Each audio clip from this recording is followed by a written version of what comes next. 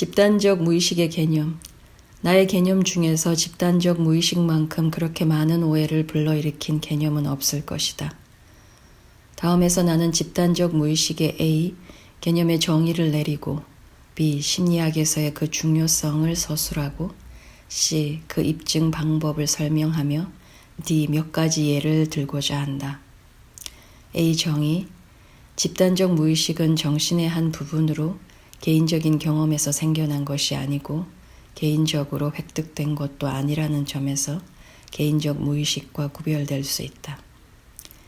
개인적 무의식이 본질적으로 한때 의식이었던 것이 잊어버리거나 억압되어 의식에서 사라진 내용으로 이루어지는 데 비해서 집단적 무의식의 내용은 결코 의식에 머문 적이 없고 그래서 일찍이 한 번도 개인적으로 획득되지 않았으며 그것은 예외 없이 유전덕택으로 존재하는 것이다.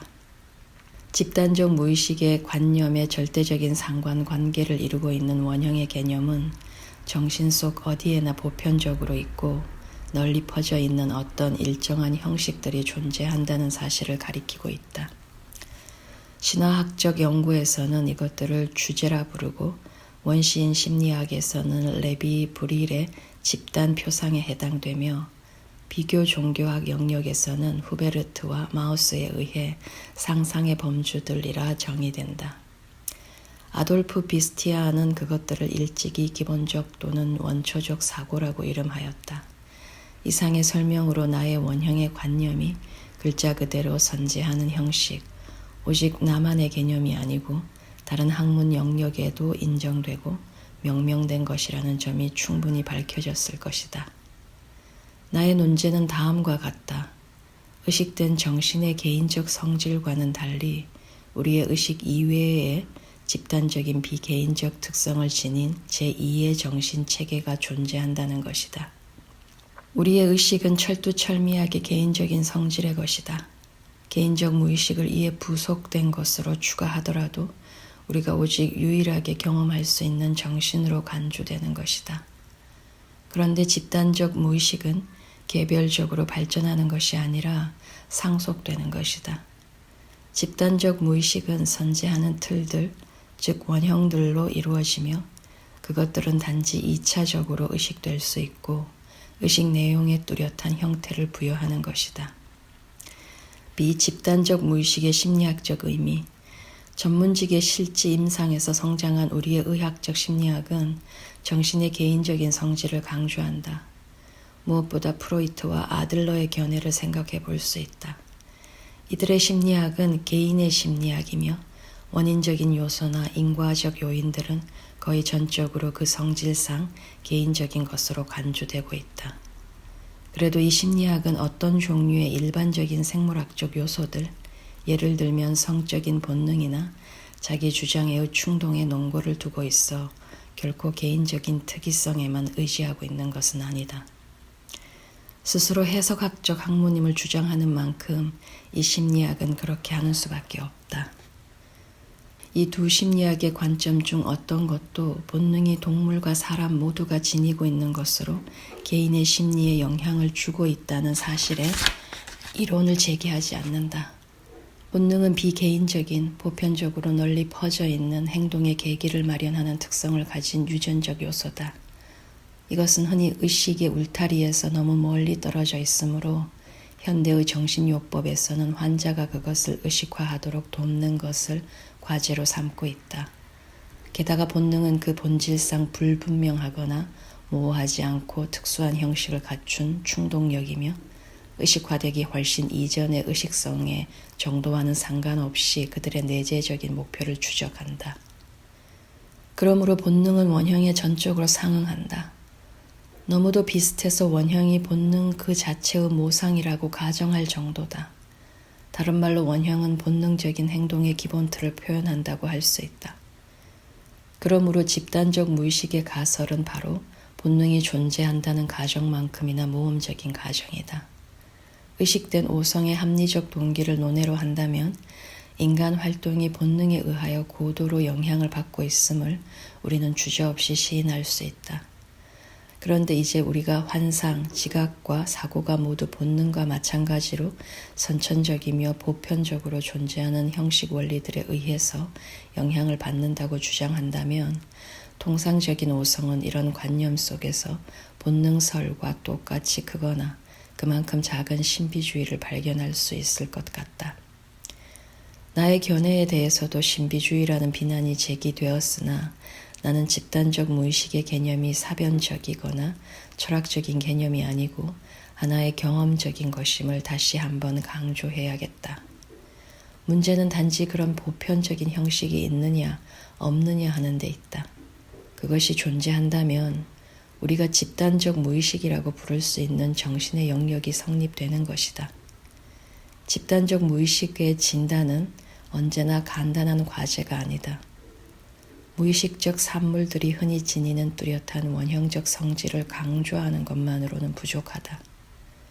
왜냐하면 이것들은 언어와 교육에 의해 얻은 것들에서 유도된 것일 수 있기 때문이다. 잠재 기억 또한 제외되어야 할 것이다.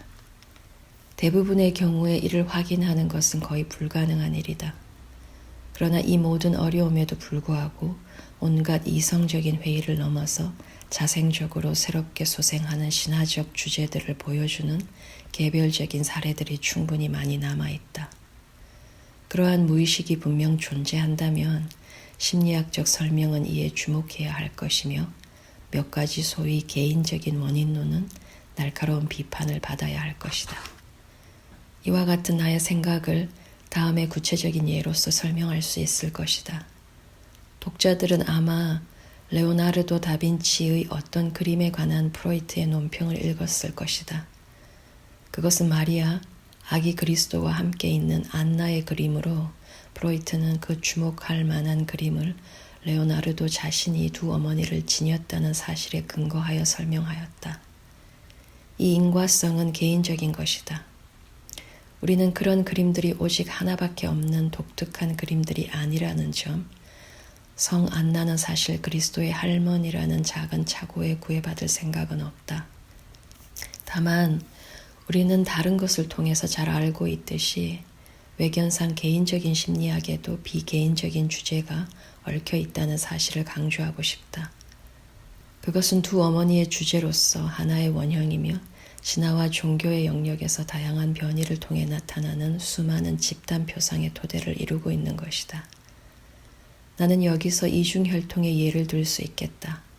즉 인간적인 부모와 신적인 부모를 혈통으로서 자기도 모르게 헤라의 양자가 되어 불사의 힘을 얻은 헤라클레스처럼 말이다. 그리스에서 신화인 것이 이집트에서는 심지어 제의가 되어 있다. 여기서 파라오는 본래 인간인 동시에 신적인 본질적 특징을 갖고 있다.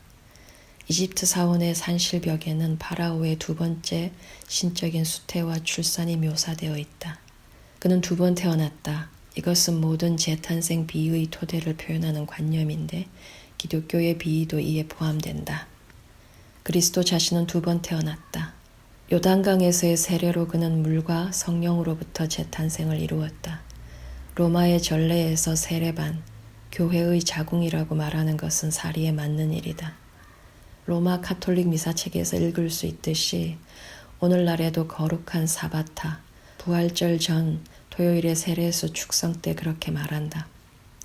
어쨌든 예전 그노시스에서 사람들은 비둘기의 모습으로 나타난 성령을 소피아, 사피엔치아, 즉 지혜라고 상상했고 그리스도의 어머니라고 생각했다.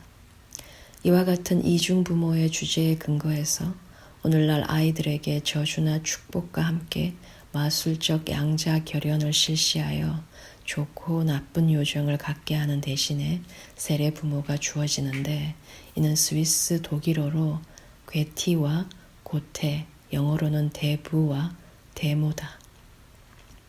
두 번째 탄생의 관념은 시간, 공간적으로 널리 퍼져 있다.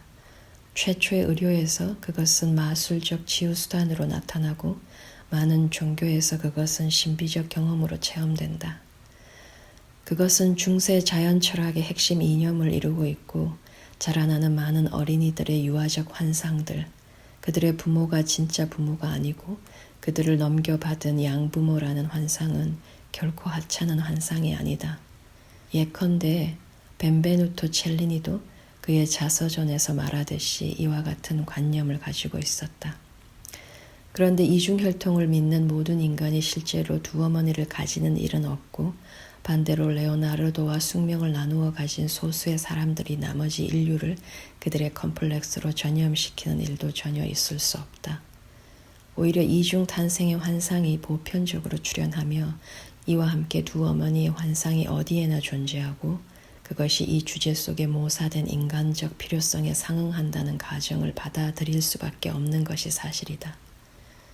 만약 레오나르도 다빈치가 정말 두 어머니의 초상을 성 안나와 마리아에게 투사해 그렸다면 나는 이를 의심하지만 그는 다만 헤아릴 수 없는 수백만의 인간이 그의 이전과 이후에 믿은 것을 내놓았을 뿐이다. 마찬가지로 프로이트가 이미 언급한 논문에서 다루고 있는 독수리 상징은 이런 견해를 더욱 그럴듯하게 만들고 있다. 프로이트가 상징의 참고 문헌으로 그 당시 널리 알려진 호라폴로의 히에로글리피카를 인용한 것은 합당한 일이었다. 그 속에서 우리는 콘도르 속 독수리들이 오직 암컷이며 상징적으로 어머니를 의미한다는 말과 이들이 바람에 의해 잉태한다는 말을 읽을 수 있다. 푸노이마라는 그리스 말은 무엇보다 기독교의 영향 아래 성령이라는 뜻을 얻게 되었다. 심지어 성령 강림의 기적에 관한 보고서에 푸노이마는 아직 바람과 성령의 이중 의미를 가지고 있다. 나의 생각으로 이 사실은 그 본질상 처녀이며 마치 독수리처럼 푸노이마에 의해 잉태된 마리아를 가리키고 있다. 그 밖에도 독수리는 호라폴로에 의하면 최고의 신의 이마에서 직접 솟아난 처녀신이고 분명 오직 정신적인 모성성만을 알고 있던 여신 아테네의 상징이기도 하다. 이 모든 것이 분명히 마리아와 재탄생 주제를 가리키고 있다. 레오나르도가 그 그림에서 어떤 다른 것을 생각했을 만한 증거의 흔적은 발견되지 않는다. 그 자신이 그리스도인 아기와 동일시하고 있다고 가정하는 것이 옳다면 그는 이중의 신화적 모성성을 그렸을 가능성이 매우 크고 결코 그 자신의 개인적인 역사를 묘사하지는 않았을 것이다. 그리고 똑같은 주제를 묘사한 다른 예술가들은 어떤가? 그들 모두가 두 어머니를 가진 것은 아니지 않은가? 이제 우리는 레오나르도의 사례를 노이로제의 영역으로 옮겨서 모성 컴플렉스를 가진 한 환자를 가정해보자. 그리고 그 환자는 자신의 노이로제가 두 어머니를 가지고 있었기 때문에 생긴 것이라는 망상으로 고통받고 있다고 가정하자. 개인적인 해석은 그의 생각이 옳다고 시인했을 것이다. 그러나 실제로 그런 해석은 전적으로 잘못되었다. 왜냐하면 결국 그의 노이로제의 원인은 이중 어머니 원형의 재각성에 있기 때문이다. 그가 실제로 한 어머니 또는 두 어머니를 가졌는지 갖지 않았는지와는 전혀 관계가 없는 것이다. 왜냐하면 우리가 보아왔듯이 이 원형은 개인적으로나 역사적으로 비교적 드문 실제적인 이중 모성과의 어떤 관련 없이 기능을 발휘하기 때문이다. 물론 그렇게 간단하게 개인적인 원인을 전제로 삼는 것은 유혹적인 일이다. 그러나 그런 가설은 부정확할 뿐만 아니라 전적으로 잘못된 것이다.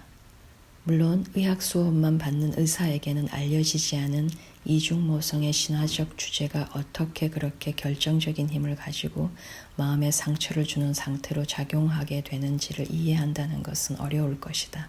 우리가 인간의 신화적인 영역에 숨어있는 엄청난 힘을 고려한다면 원형의 인과적 의미는 별로 대단한 것처럼 보이지 않는다. 실제로 환자의 정신생활에 바로 이런 신화적 영역에서의 추진력의 공동작용이 결핍되었기 때문에 장애를 일으킨 수많은 노이로제 환자들이 있다.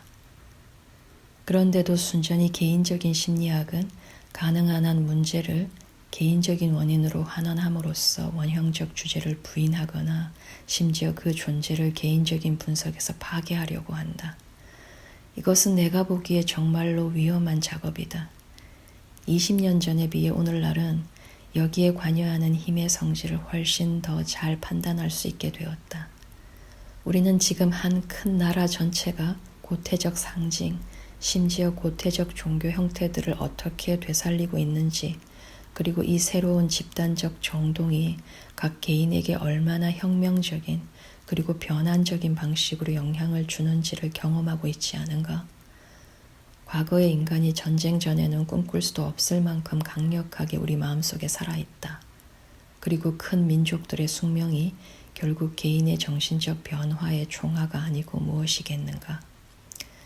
노이로제가 사적인 것이라면, 즉 그 뿌리가 오직 개인적인 원인에 있다면 원형은 아무 역할도 하지 않을 것이다.